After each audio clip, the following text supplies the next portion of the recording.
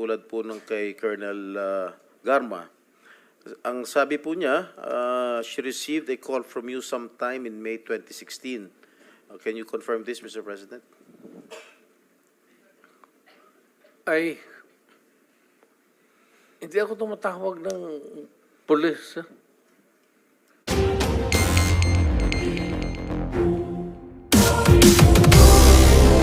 Bahay? Yung sabi niya doon sa bahay? Hindi ko pinapupunta ng... Before you assumed the presidency, you were still president-elect at the time. Sabi niya May 2016. So I presume you were still president-elect, Mr. President. I do not remember Calling her. calling her. And for what? Yung presidente ako, nandyan na yung lahat nasa akin na ang... Ang sabi po kasi niya dun sa kanyang revelation dun sa Quad Committee, nagpapahanap din po kayo ng isang police officer na miyembro ng INC. Tama po ba ito? Yun po ang sinabi ni Colonel Garma ron sa Quadcom, sa House of Representatives, yun ang Pangulo. I hate to say this, but nagsisinungaling yung gagang yun. Bakit ako mamili ng Iglesia ni Cristo? Di, yung mga aglipay, pati isali ko na lang. Yung Mormons.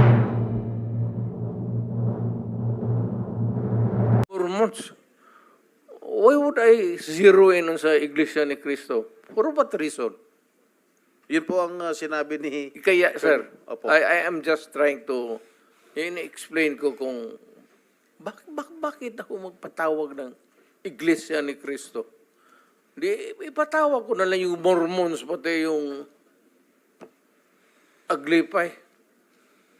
Trabaho nila yan, sir. Ako, Mayor Presidente, wala akong pakialam kung anong relihiyon ninyo. Trabaho kayo dyan. Alam nila yan. Alam nila yan kung paano ko sila murahin. Do not give me that shit to gutang. Mr. President, pero gaano niyo po kakilala tong si Colonel Garma? At kailan niyo po siya nakilala? Saan ba ito nagka-problema itong babae na ito? Hiwalay ito sa asawa eh. Si Niligawan Bilila niyo ba po? yun? Oh, si Bilila. Niligawan niya po? Sino? Si Garma?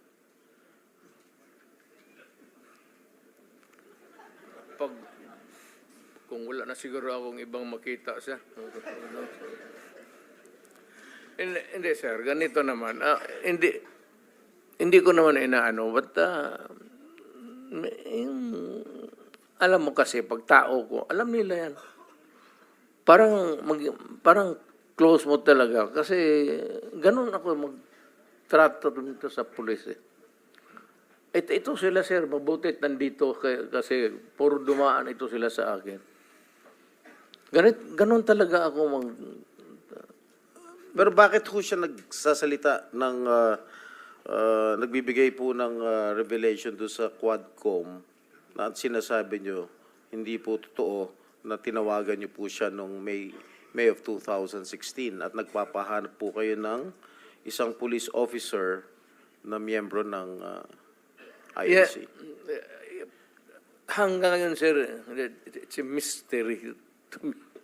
Bakit ko siya tatawagan at bakit ko sabihin sa kanya maghanap ng Iglesia ni Cristo na marami namang pulis sa Davao na membro ng Iglesia ni Cristo?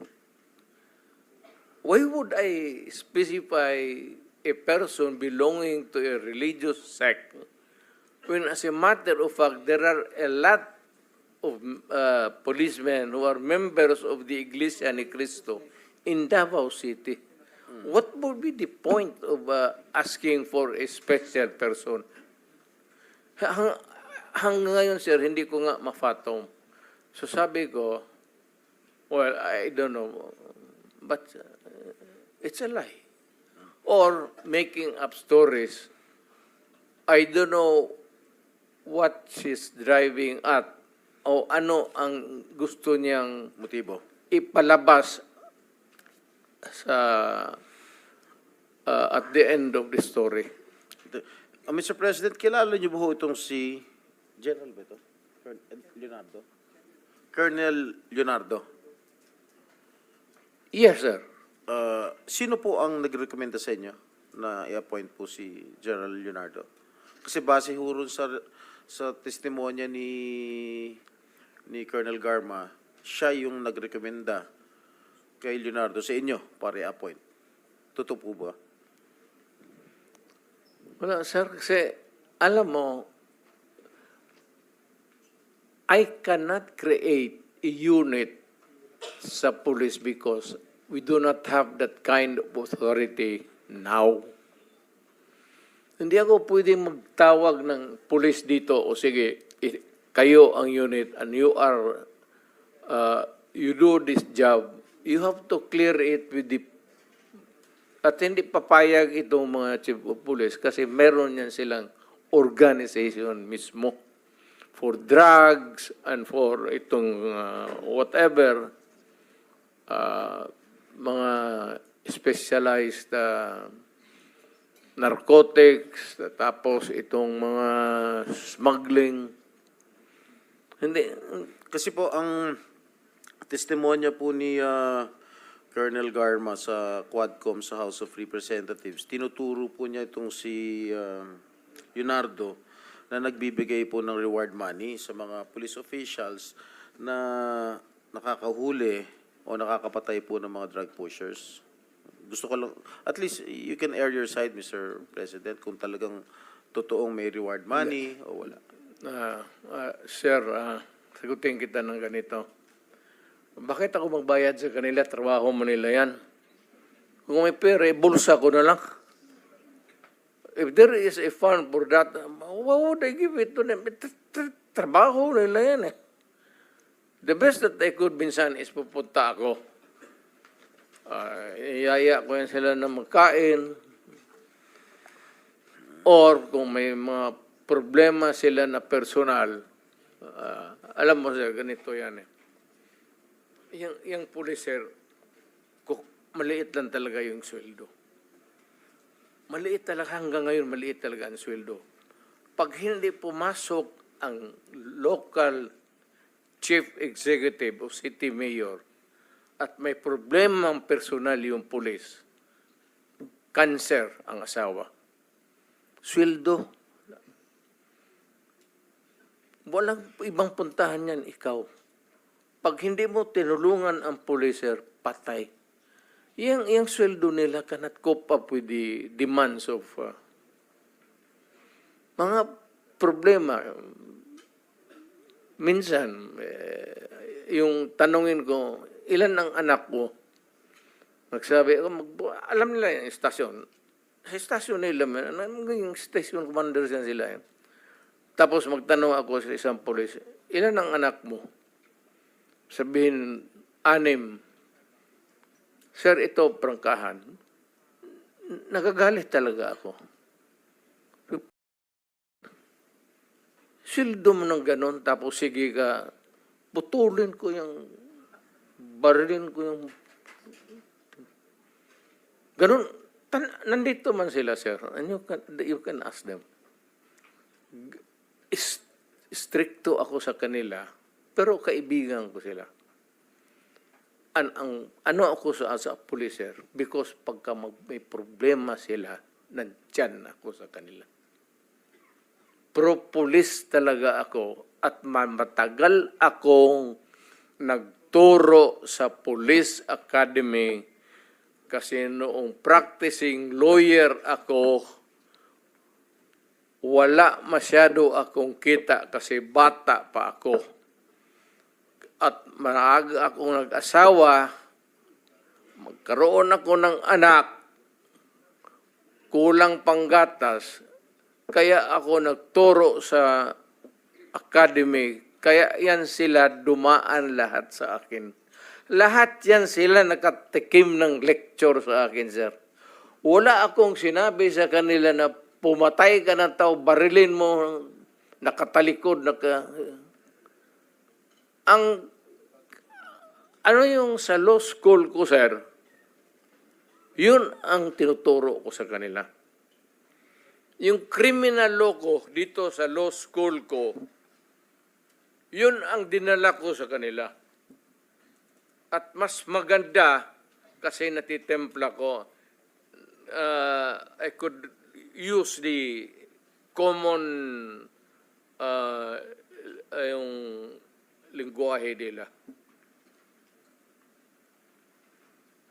Kaya malapit yan sila sa akin. Pero alam nila pag nagkasala sila, alam nila yan.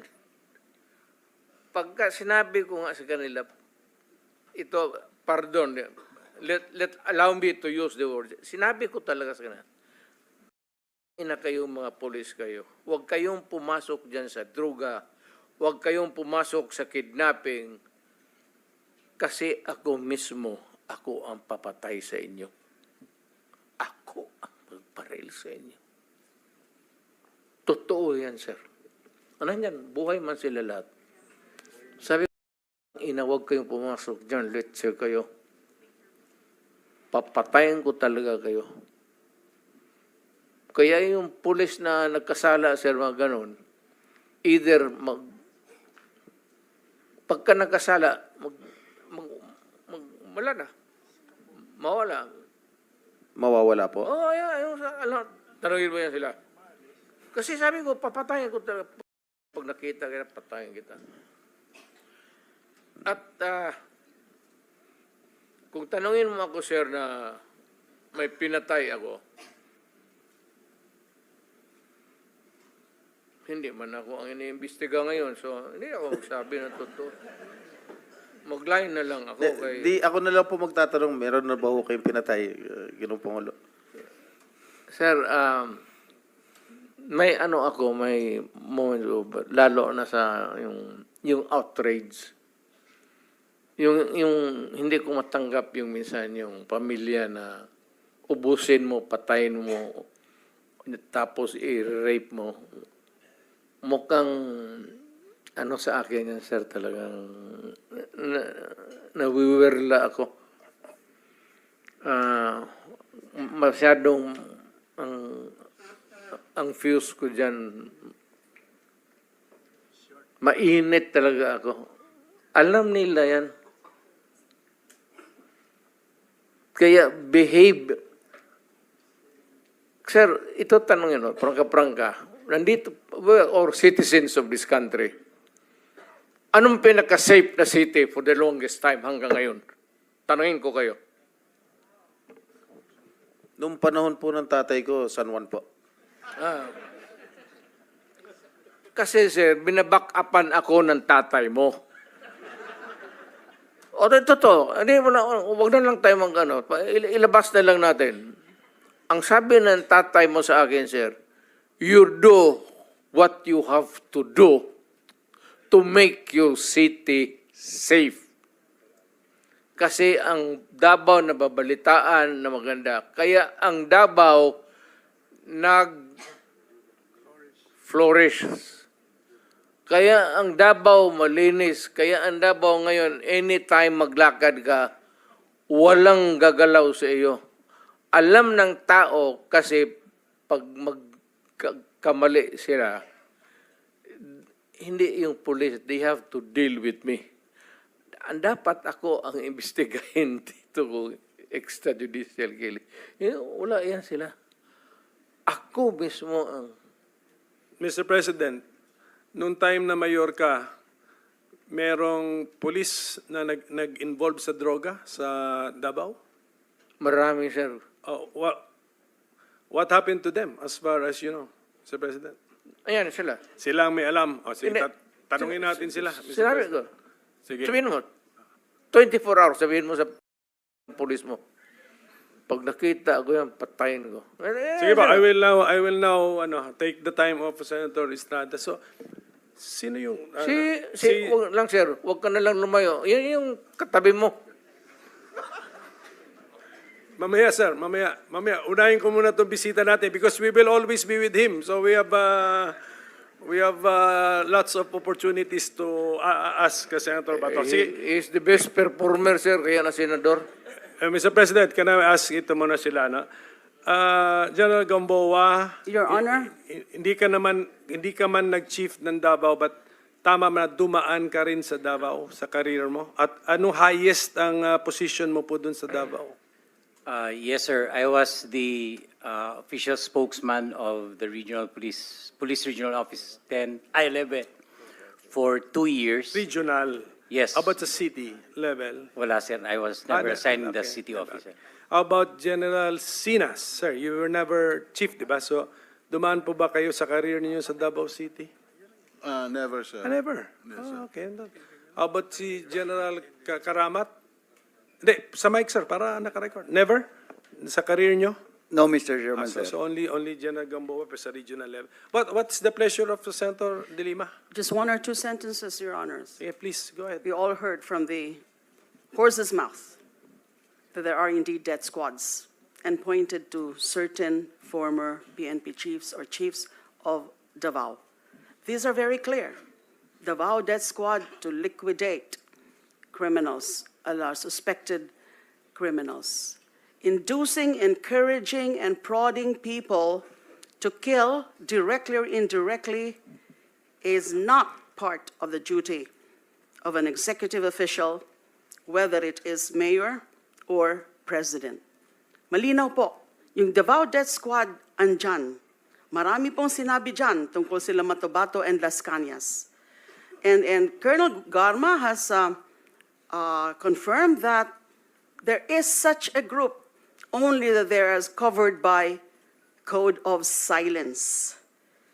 Hindi po madali talaga ang kumuha ng mga pag-aamin sa mga police officials na sila ang mga inutusan para pumatay. Ang dami pong mga dinarate sila Matabato and Las Cañas tungkol sa mga specific cases of killings na yung order either pinapadaan kina Sonny Benaventura or kay Las Cañas, and at times even from then Mayor Mr. Chair. Duterte himself. I'm sorry to interrupt Thank you, the ma'am. good senator. Yes, you have the floor, you have the floor. Go ahead. The Go ahead. former senator is jumping into conclusion. Let the committee decide whether indeed there is an existence of the Davao Death Squad. Senator Estrada, may I Yes. just... Go ahead, sir. Yes, Mr. President. One statement. Kung lahat man ito, kung totoo, palayan niyo ako ng kaso. May korte. At sinasabi ninyo na bakit ninyo nalaman na matay, na ganun-ganun. So, ibig sabihin may witnesses kayo. O, file the case in court or file the cases in court. Sabi ko nga dito sa ano ko, mine and mine alone. Gusto ko ang syudad ko maganda, malinis, at livable. At sa awa ng Diyos, ako ang nauna sa Pilipinas. Alam mo bakit, sir? Ako po'y empleyado lang ng gobyerno. I started as a prosecutor. Kaya kapa ko yung kriminalo, pati yung mga criminals. That is why, Mr. President, I was asking during my line of questioning a while ago, addressed to former Senator De Lima, why did she not file cases when she was the head of the Commission on Human Rights? She investigated, allegedly, the DDS, if there is a right term for it. She did not file any cases. You were present, Mr. President, when Senator De Lima, or when she was the chair then of the CHR, you were present during the investigation, if I am not mistaken, Mr. President. Yes, sir. And the president, when I asked him, denied that there was an existence of the Davao Death Squad. My question lang, Senator De Lima, bakit hindi kayo nag-file ng mga kaso kung talagang naniniwala po kayo na meron ho talagang death squad, why did you not file cases immediately when he Nasag- was just still a mayor? Yes, Your Honor, nasagot ko na po yun. Hindi mo nga Dahil sinasagot yung mga pwede talagang mga maging witnesses ay hindi pa willing, takot pa na mag-testify against the former mayor. All right, when you were Secretary of Justice, you had all the power. You were a very, very powerful cabinet member under the Aquino administration. Why did you not pursue it? Because at that time, wala na nga hong nagiging resulta ng mga nagiging investigation din. Because again, Madam mahirap Madam kunin- Chair, Madam Senator, you were a very, very powerful member of the cabinet during the Aquino administration. You had all the resources. You had the NBI at your disposal. Lahat ng mga government agencies were under your disposal. You had the ear of the president. Bakit hindi kayo nag-file ng kaso laban kay Mayor Duterte? At that time, the relevant, real evidence, testimonial evidence, wala pa po sa aking disposal. Although I did try, yung sinabi ko po kanina, na rinifer ko na muna sa NBI. So, kaya lang, yun ang naging report, binalik nila sa akin. Now, they're trying, pero nahihirapan din sila na i-access yung mga witnesses. Mr. Kayo, President, yung Mr. Chair, sinasabi po kanina ni former President Duterte na Davao is the safest city, I think that is belied by statistics. I don't have the exact statistics now, but I read certain data. It's not the safest city.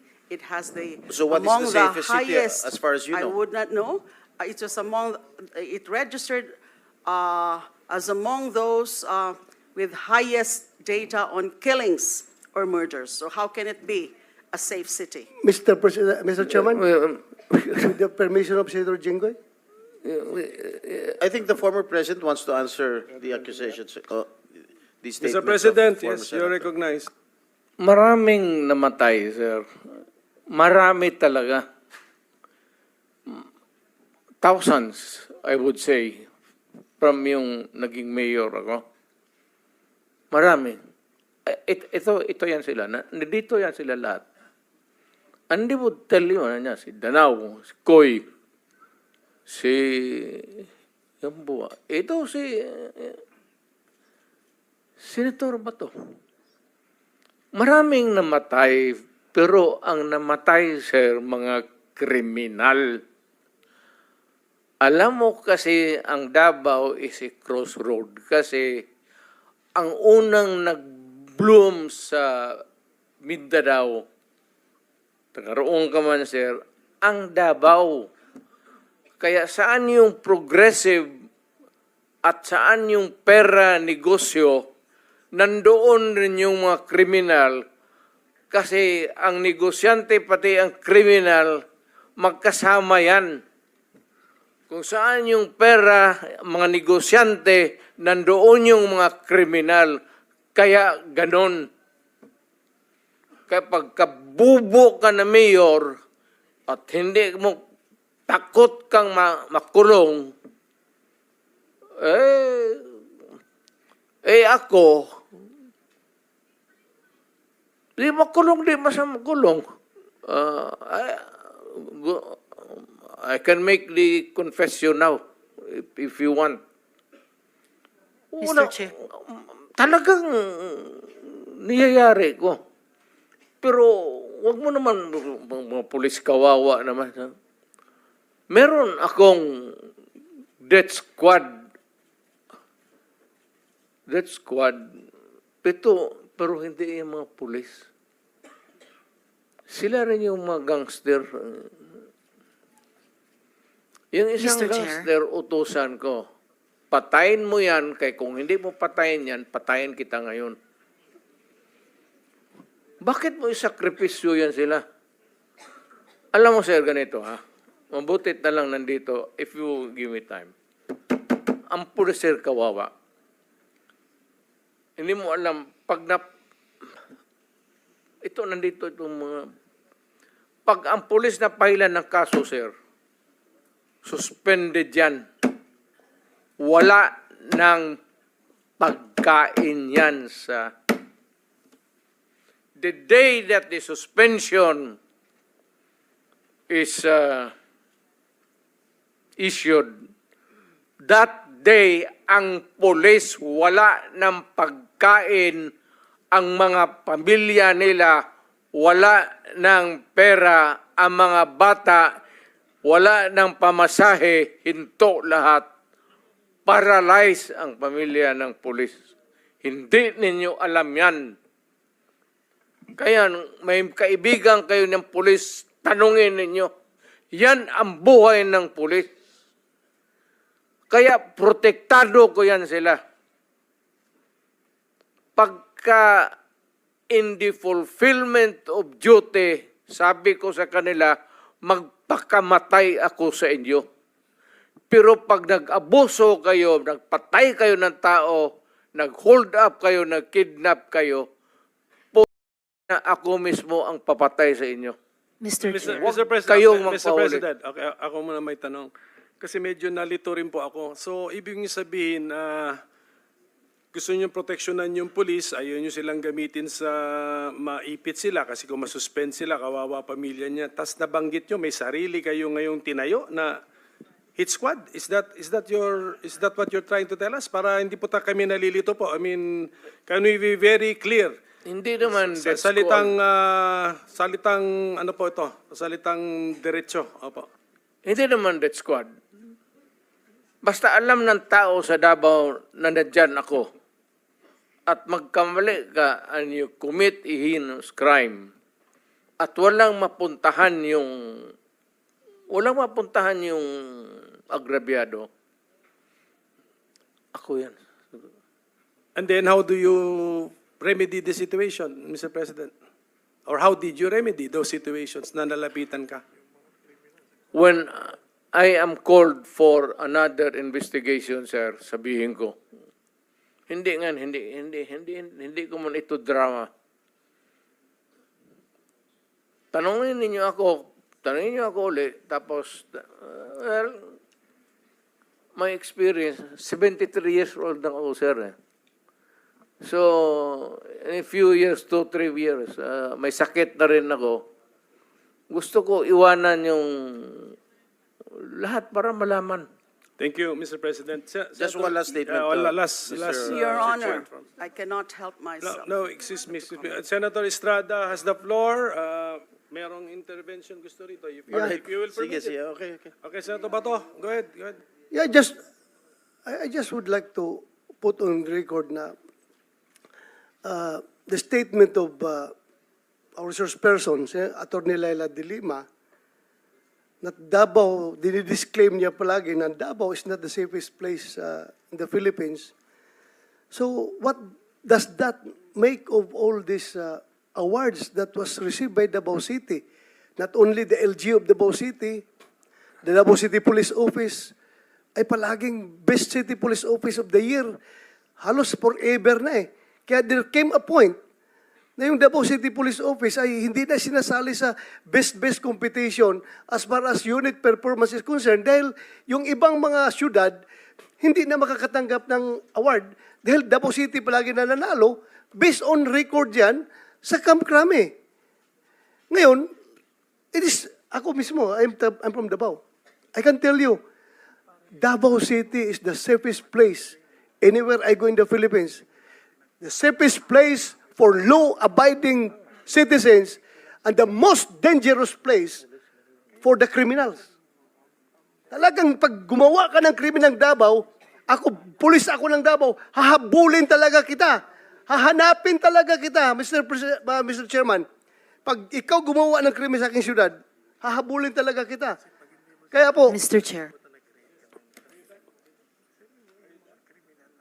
ay, para pagbigyan sila, sige, sila na naman. Sige po. Okay lang? Okay. Okay na, sige. Okay lang, Just okay lang. last statement before I sige. wrap up, before I give the floor to Senator Risa.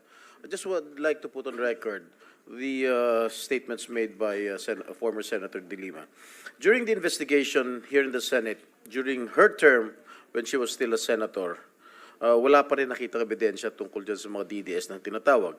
Nung CHR chairman siya, wala rin nangyari sa mga investigation at wala pa rin nakitang ebidensya. Nung secretary siya ng DOJ, which is a very very powerful cabinet position, wala po rin siyang mga nakitang ebidensya. At hanggang ngayon, yun pa rin po ang sinasabi niya, wala pa rin gustong mag-testify, wala pa rin siyang kinakasuhan. So I think that is a matter of incompetence, Mr. Chair. I take Thank you. Mr. strong Chair, exception to that, Your Honor. Okay, to be fair, sige. The chair will be fair. Excuse me, everybody, Mr. President, teka muna. Sige, Hindi ko po nagustuhan. yes, Senator De Lima, sige, Thank you. short short. Hindi sige, ko po response. nagustuhan yung ganung conclusion na Okay. wala akong ginawa or that incompetent. Malayo pong description sa akin yan. I always do my job. Depende sa mga circumstances. Depende rin sa kung ano talaga yung makakalap. And hindi ho tama na nung Senate inquiry. Kasi nandun po si Matubato. Present ko nga po. Pero after I presented him, inalis na po ako as Senate chairperson. Now, ano yung tungkol sa safest city? Ma'am, What- let's what ma'am, exactly excuse me. is the standard? Can I stop you there? Wag na natin, let's not debate on the safest city. I mean, focus.